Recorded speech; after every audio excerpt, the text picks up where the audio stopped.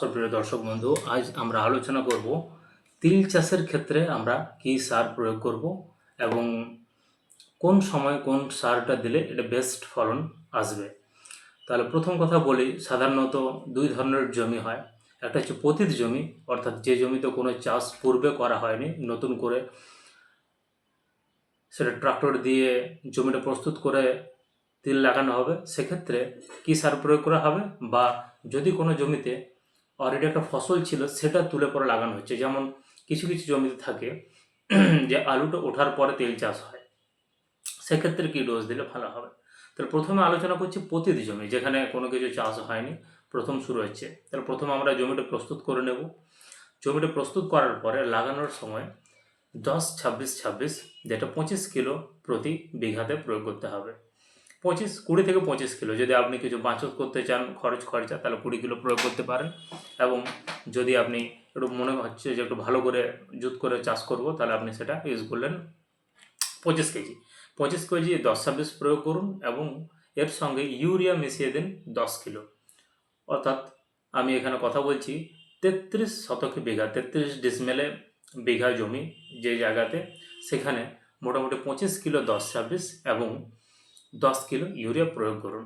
আবার যদি অন্য সার প্রয়োগ করেন, যদি 14-35-14 প্রয়োগ করেন, সেক্ষেত্রে আপনারা 20 কিলো 14-35-14 প্রয়োগ করুন এবং সঙ্গে 8 কেজি ইউরিয়া প্রয়োগ করুন। এরপর যদি কেউ ডিএপি প্রয়োগ করতে চান, ডিএপির ক্ষেত্রে 15 থেকে 20 কিলো, 15 কিলো ঠিকঠাক আছে, 15 কিলো ডিএপি প্রয়োগ করুন। এবং পটাশটা প্রথমেই দেবেন না, 15 কিলো ডিএপির সঙ্গে কিলো 4-5 ইউরিয়া প্রয়োগ করুন প্রথমে লাগানোর সময়।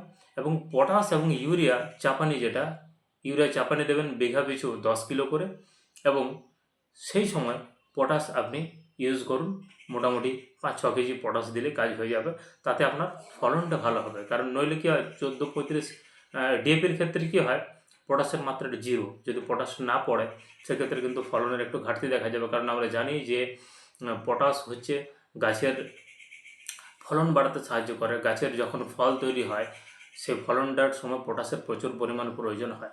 এবং আপনারা যদি চান, ওপর থেকে স্প্রেও করতে পারেন লিকুইড পটাশ 0050 নামে যেটা পাওয়া যায়, সেটা মোটামুটি 80 থেকে 100 গ্রাম প্রতি ট্যাঙ্ক জলে দিয়ে পরে স্প্রে করতে পারেন। এরপর রইল আলু জমির কথা, অর্থাৎ যে জমিগুলোতে আলু তোলা হয়েছে। কারণ আলু এমন একটা চাষ যেখানে অতিরিক্ত সার ইউজ করা হয়। প্রতি বিঘা পিছু প্রায় 100 থেকে 150 কিলো সার ইউজ করা হয় আলু জমিতে, 2 থেকে 3 বস্তা সার প্রয়োগ করা হয়।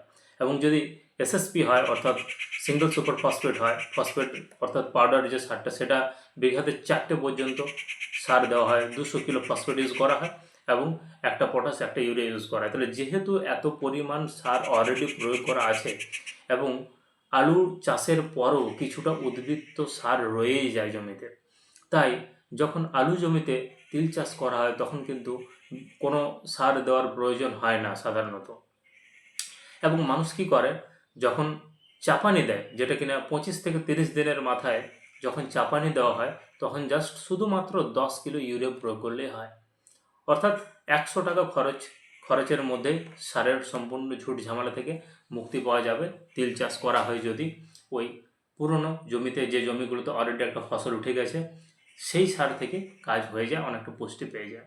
এবং একটা জিনিস খেয়াল রাখতে হবে, সার কখনোই যেন অতিরিক্ত না পড়ে। দরকার হয় আপনি 2 দফাতে দিন। প্রথম দফাতে দেখুন কী পরিস্থিতি হচ্ছে, তারপর রেজাল্ট দেখে চাপানোর সময় দিন। অতিরিক্ত যদি সার হয়, সেক্ষেত্রে কিন্তু পালা বা পাতা বেশি হওয়ার একটা সম্ভাবনা থাকে, গাছ বেশি হয়ে যায়। খুব অতিরিক্ত মাত্রাতে যাবেন না। এবং আগাছাকে অবশ্যই লক্ষ্য রাখবেন, কারণ আগাছা যদি বেশি হয়, সেক্ষেত্রে কিন্তু সমস্ত রাসায়নিক সারটা আগাছাতেই খেয়ে নেবে, গাছের দিকে যেতে দেবে না। তাই এক্ষেত্রে আমাদের উচিত আগাছাকে সম্পূর্ণরূপে কন্ট্রোল করা। এটাই সোজা পদ্ধতি সারের, এখানে বিশেষ কোনো সারের প্রয়োজন হয় না।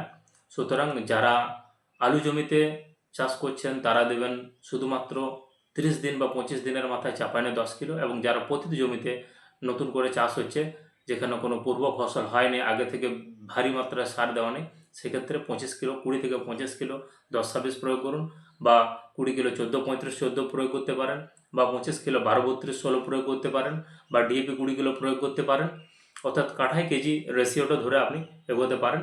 এটা দিলেন এবং সঙ্গে 10 কিলো ইউরিয়া দিয়ে দেন, যে সারে যেমন পার্সেন্টেজ আছে সেই অনুযায়ী। অর্থাৎ আমি যদি 10-26 প্রয়োগ করে 10 কিলো ইউরিয়া দেবো, আমি যদি 14-35 প্রয়োগ করি, কারণ যেহেতু এখানে নাইট্রোজেন 14% আছে, সেক্ষেত্রে 8 কিলো দেবো। এবং যদি আমি ডিএপি দিই, ডিএপিতে 18% আছে, সেক্ষেত্রে আমি 6 কিলো ইউরিয়া প্রয়োগ করবো পার্সেন্টেজ অনুযায়ী। এবং চাপানোর সময় আমি জাস্ট 10 কিলো করে প্রতি বিঘাতে ইউরিয়া দিয়ে দেবো। তাহলে মোটামুটি তিল চাষ আরামসে হবে। আশা করছি আপনাদের আর কোনো প্রশ্ন থাকবে না। এবার থেকে পরিষ্কার হয়ে গেল যে কত পরিমাণ সার দেওয়া উচিত, ক্যালকুলেশনটা আপনারা এবার নিজেরা করে নিতে পারবেন। ধন্যবাদ আজকের মতো।